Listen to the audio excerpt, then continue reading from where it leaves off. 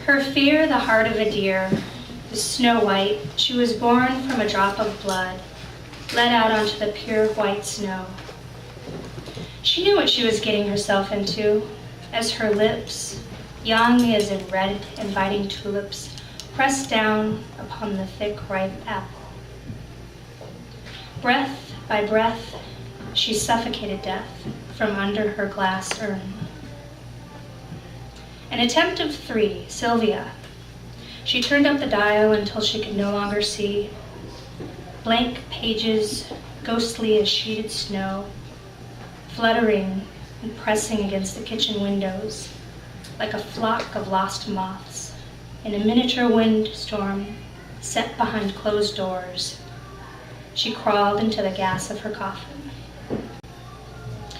These legends collide with one hot breath, 2 mouths damp with desperation, gaping for that fine line between pulse and persecution as they rolled over to the warmth of ancestors come to get them. Their mortal choice has been stolen from me by someone the size of a cherry tomato.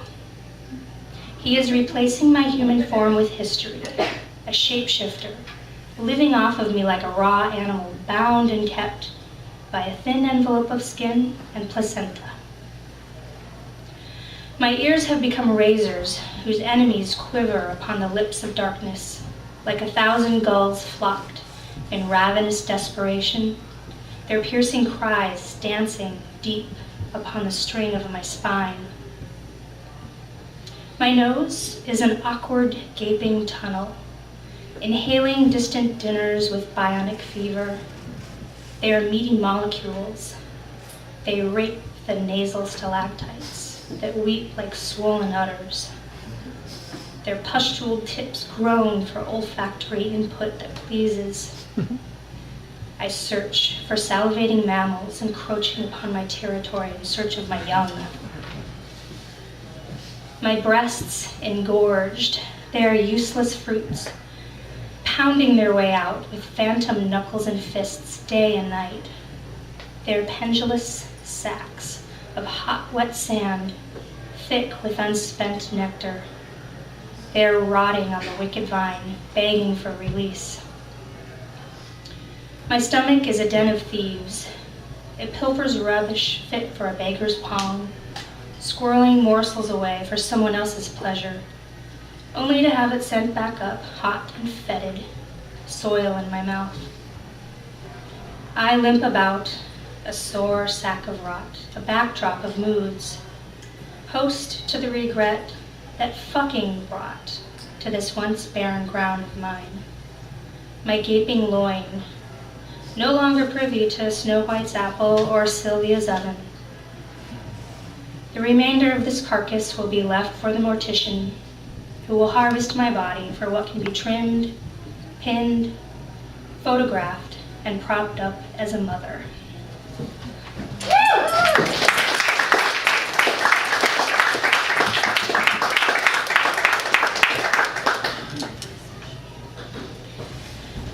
He has been living in my head for so long now that the stench of his acrid flesh has begun to harden around the edges of my lips and nostrils.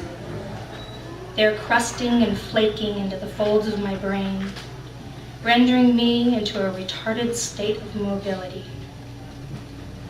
This odor, it's not a mucus, it's not pus, but a thick dessert cake gone fungal on the tongue of my desperate desire. The air of decomposition, in its mildewed condensation, seethes like a swollen tick who suckles on the sewage of my intellect.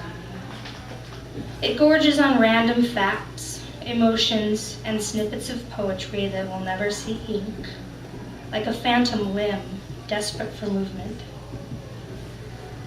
This fetid parasite may cave in on its sorrowful self one night, releasing a seizure of odious urges to be dumped upon the barren fears of my desperation that is now corked over with grisly memories and unshaven organs.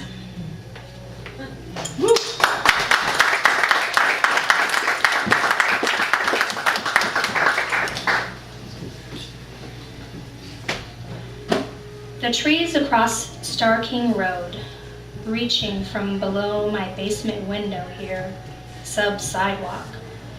They're free-formed away from the city man's design. Their spindly, bald twigs tower to tickle the feet of the recently departed. To you, I leave my penmanship, small and exact. To you, I leave my brushes and our secret alphabet, slant script and confusion. To you, I leave, climbing through treetops, spirit fingers entwined among my last breath falling, sinister upon your ears. Thank you. Woo!